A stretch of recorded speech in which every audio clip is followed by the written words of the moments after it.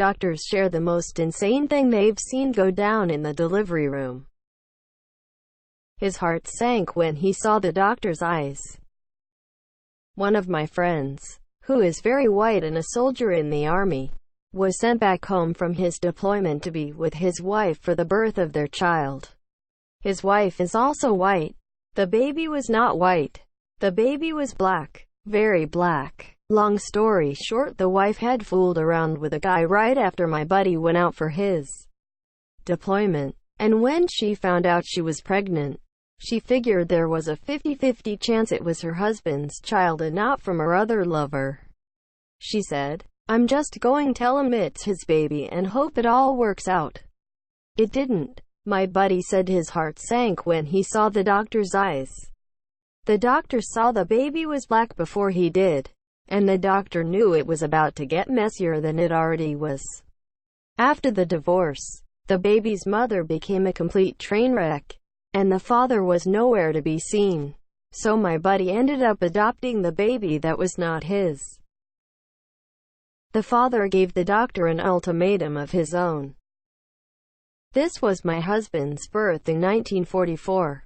His mom was in labor in a small-town birthing home. It was at the local doctor's house.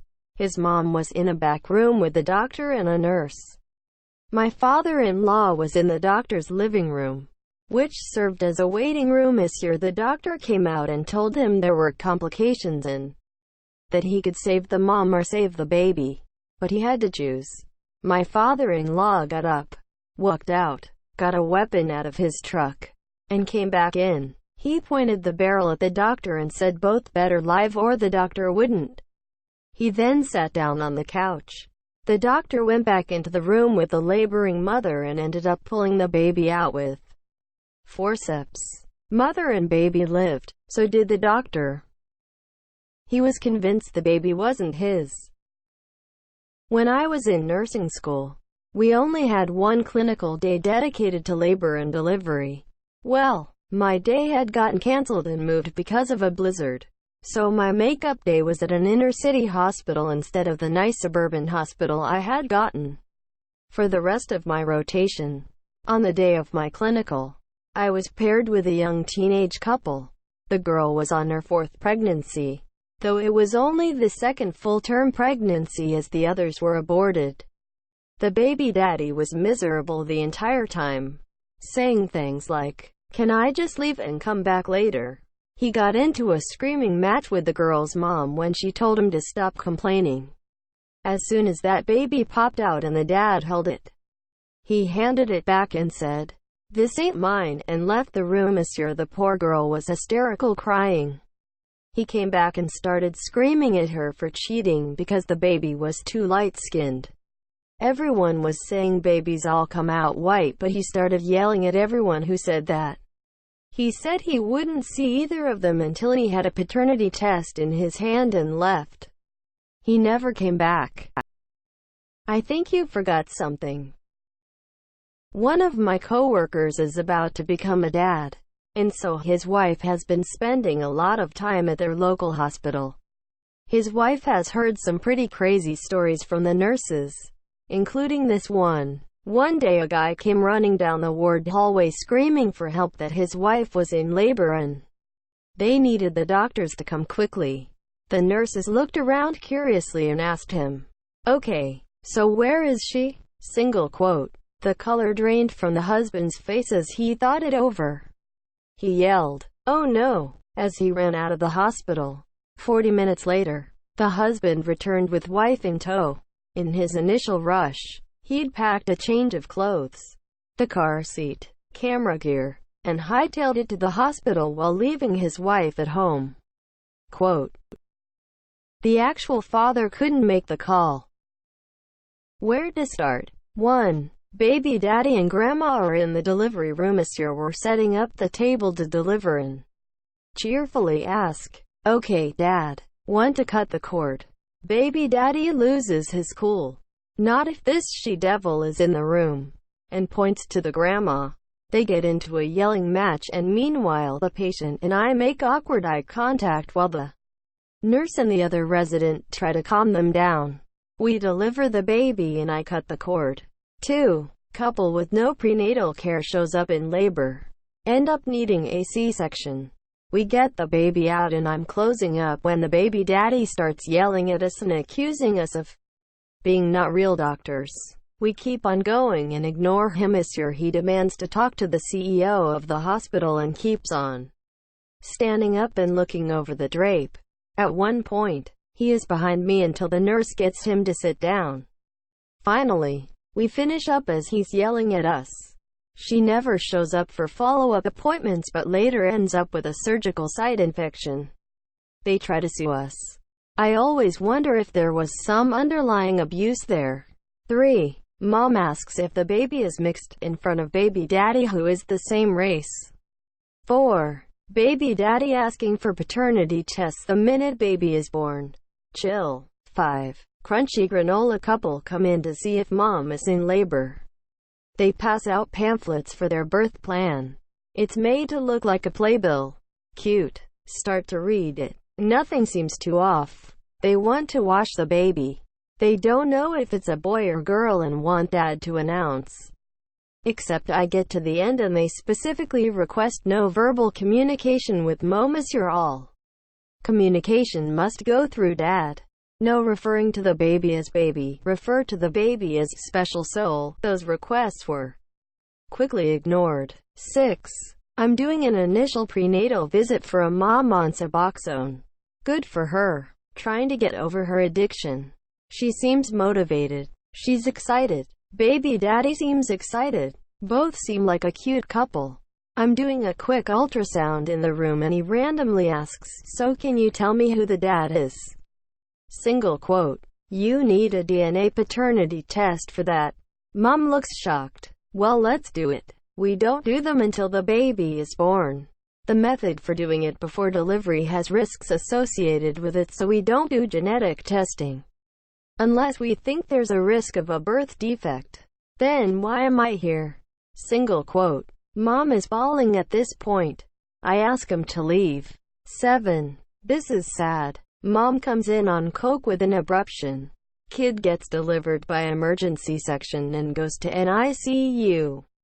Brain dead. Basically only has some episodic spasms of movement. Cops tell mom she can't withdraw life support because then she's on the hook for manslaughter. So she doesn't. And the guy she put down as the dad on the birth certificate? Her husband whom she cheated on, who doesn't give a crap about what's going on. The real baby daddy has no say in withdrawing life support. Made me cry. 8. The teens who get pregnant and their moms who somehow think withholding an epidural will make them think twice about premarital coitus. Okay, but let's do some birth control instead. So messed up. 9. Mom's cousin is with her as she rolls in at 9 centimeters with her third kid. She's Snapchatting pictures of herself posing next to mom who looks very uncomfortable.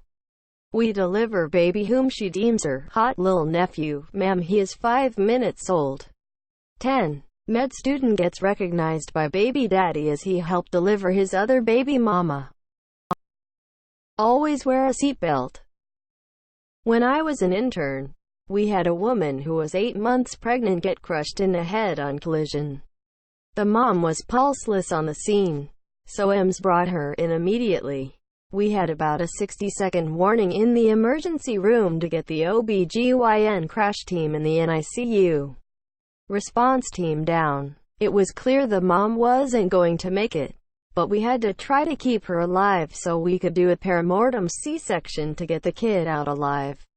I was on the trauma team, so while I was working on trying to keep the mom's circulation going to perfuse the uterus, the obstetrician started the delivery. We opened the woman's chest to start internal compressions and to see if there was an aortic injury we could temporize. A C-section is usually fast. Perimortem sections are faster. From skin cut to baby out and over to NICU team was about 45 seconds. They started CPR because the baby had a low heart rate and was essentially dead. That's when we found a second baby. It turns out the mom was having twins. I joined the impromptu NICU team as we tried to save this second baby. But it became clear this was futile, and we abandoned efforts and turned all our resources to the first baby. We worked on that baby for over an hour, but we were never able to get it stabilized. We were able to get the baby to the NICU, but unfortunately, it arrested again and could not be resuscitated. The husband and father, who was in the car as well, was physically fine besides some minor contusions. When he told him what happened, that he had just lost essentially his whole family, the poor man just collapsed. There was no crying or screaming. He just went down like a sack of potatoes. I will never forget the expression on his face. It was filled with immense pain, sorrow, and suffering. This dad's fatherly instincts kicked in immediately. A woman was giving birth to her child and didn't want her father, who likes to drink, to know. He showed up in the labor and delivery ward, absolutely smashed out of his mind, demanding to meet his grandchild. We tried to act like his daughter wasn't there. He started to yell, and the baby's father heard him and came out to ask him to leave. The wasted grandfather became very irate and started to smash the windows and the doors in the nursing station. The father of the child tackled his father-in-law, grabbed him by his collar and dragged out of the unit, onto an elevator, and then dragged him outside. It's sad how many wasted people show up demanding to see the new member of their family. It's a regular occurrence. Can you get rid of him? Quote. I heard this from an elderly client who used to be an obstetrician. He was telling me stories about when he used to deliver babies at people's homes way back in the day. He was telling me about his son, and I asked if he delivered his own son. He said yes and told me the most amazing, heartbreaking, and heartwarming story. In the late 40s, the town ambulance, hearse, taxi pulled up at his little independent practice out in rural Illinois. A volunteer firefighter came in and said they had the lady in labor and they wouldn't make it to the hospital, which was over an hour away. He told them to bring her in. He delivered the baby and mom passed out. All seemed normal. The mom later woke up, and the doctor came in to give her the baby. She started screaming, "Get it away from me." Single quote. The doctor was confused and couldn't figure out what was going on with the mother. She started flailing around and screaming that she didn't want to look at it. When the doctor later returned with the child, the mother still looked terrified, as if the newborn had 9 heads. He finally asked, "Well, what do you want me to do with your son?" Single quote. The mom remained silent for a long time, and as the doctor was getting up to leave, she quietly asked, "Can you get rid of him?" Single quote. The doctor asked what she meant. She said, maybe just make him go to sleep so he won't wake up." He said it took everything in him to not beat this woman to death right then and there. He went off on a tangent about how much he loved his work working with all the new mothers in all these little towns full of salt-of-the-earth people with great family values. On and on about how happy it made him bringing life into the world, and this woman wanted him to murder her baby. When the doctor asked why she wanted to get rid of the baby, the mother said that her husband was in the military and the child was not his. She couldn't let him find out. He understood her rationale for not wanting her husband to know. But murder, he suggested family, an orphanage, and other options. She said no to all of them because she couldn't risk this coming back to haunt her. He told her he'd see what he could do and he let her rest the next day. He tried to talk to her again, and she was more adamant about making it sleep. She said she wanted to hold her baby. He refused since he thought she'd try to kill him herself. She went nuts. In the end, he sent her home and told her that he'd given the baby to his brother who was a pastor and was unable to have children. He promised he'd never tell anyone who she was. Then he said he taught her a lesson: if she ever found herself pregnant again, she would come to him whether it was her husband's or not. If he ever found out she went elsewhere, He'd tell everyone the story. He said he did this because he was afraid she'd get knocked up and kill the next one. And he knew he'd find out if she went elsewhere because he was the only baby doctor for 5 towns. And knew other docs at the hospitals. She never had any other kids. Supposedly, she died from an overdose a few years later. The doctor and his wife raised the baby as their own son. His wife wasn't able to have kids. And the pastor brother was a fib just to make her think he'd already given the baby away. He eventually told his son a watered-down version of the story when the kid was older. The kid ended up becoming a plastic surgeon and had 9 kids of his own.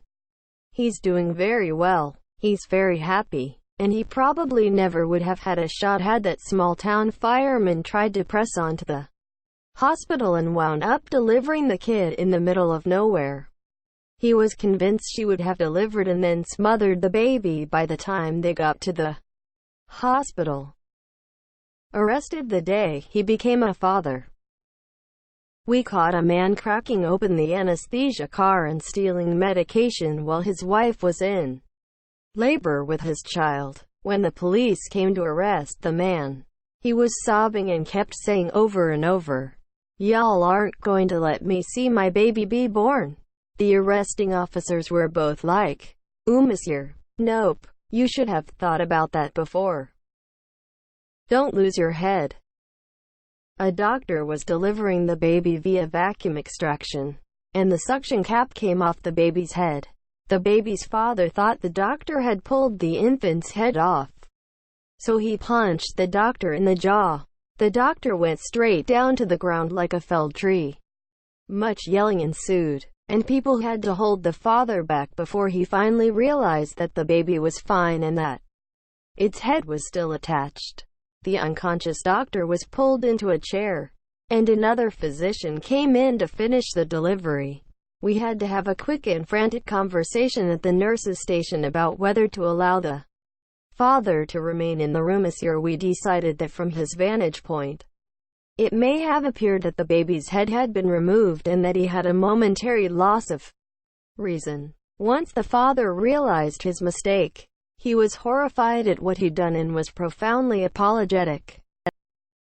"Where are you going to stick your arm?" I remember assisting with a delivery as a medical student working with a family resident physician. Usually, they let the student do a lot of it to get experience. But I remember the attending physician, referring to the resident, telling me, no, let her do it. She needs the practice. You just watch." When an attending says, no, she needs the practice, it's not a good sign. Luckily the baby itself got delivered, and I thought all is good. After a baby is born, you have to deliver the placenta by applying gentle traction on the cord to encourage progress. While the attending was distracted by the new baby, I watched in horror as the resident yanked on the umbilical cord. Of course, it snapped. She had this look of dread on her face, and with good reason. Now we had to take drastic measures. The attending physician was explaining to the husband what would happen next. "We're going to take her back to the OR. She's having surgery." Single quote. "Hopefully not, sir. We're going to extract the placenta manually. How are you getting in if there's no surgery?" Single quote. "Well, sir, we're able to enter through the birth canal. You're gonna put some tool inside her?" Single quote. "No, sir. We'll be doing a manual extraction." Manual? Single quote. "With a hand. An arm, monsieur. You're going to stick your arm up my wife." Single quote. "That's about right, sir. You mean to tell me you're going to fist my wife?" Single quote. The conversation sort of went on this way for a while. We got back to the OR, and I watched in horror as the attending put on a glove that pretty much went to her shoulder and just dove right in. She was in past her elbow, manually scraping the placenta out. The wife was loopy but not out during the procedure and was providing colorful commentary. When we finally finished and the woman was with her husband, she said, "I swear to God, I could feel them pressing on my lungs." The husband said, I thought they went in from below, and in beautiful theatrics, she grabbed his shirt, pulled him towards her, and through clenched teeth said, "They did." As for me, I decided to go into psychiatry. I think of those moms every year on my kid's birthday. When I had my first child, I ended up having a C-section. When we made it to the post-op area, there were two other families, one on either side of us, but it seemed so quiet. We were cuddling our new baby, and he was dozing when I realized one of the women next to me was sobbing quietly. Her baby had not survived. Then we realized the family on the other side of us had a baby with a previously undiagnosed congenital disability, and the family was in shock. We were the only happy and healthy group in the unit. I asked my husband to quietly go to the nurse's station and respectfully request to be moved as soon as possible and not have our happiness add to the burdens of the families near us. I think of those moms every year on my kid's birthday. I'm not giving birth to Satan's baby. I was in medical school on my obstetrics rotation doing a late-night shift because I want to see some births.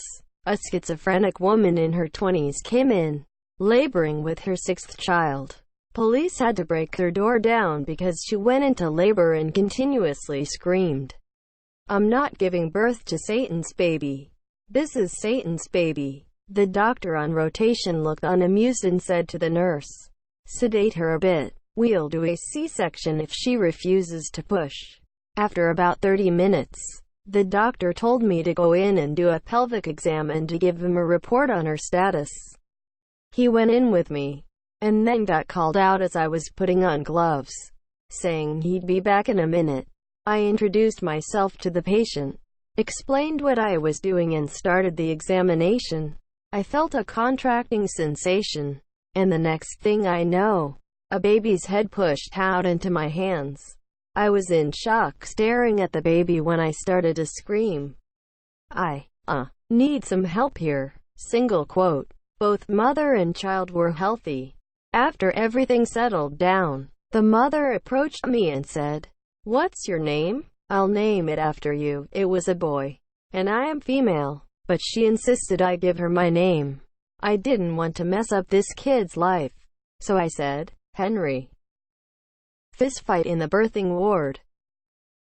I was staying in the hospital with my sister while she was pregnant and have some interesting stories about the two elderly men awaiting the birth of their grandchild. We got to know this family over the 2 days, and they seemed nice except for these two men. They were constantly shouting and swearing at each other the entire time. One time, the paternal father tried to ask a nurse for directions to the cafeteria, and the other dad called him a worthless piece of crap. These two hated each other.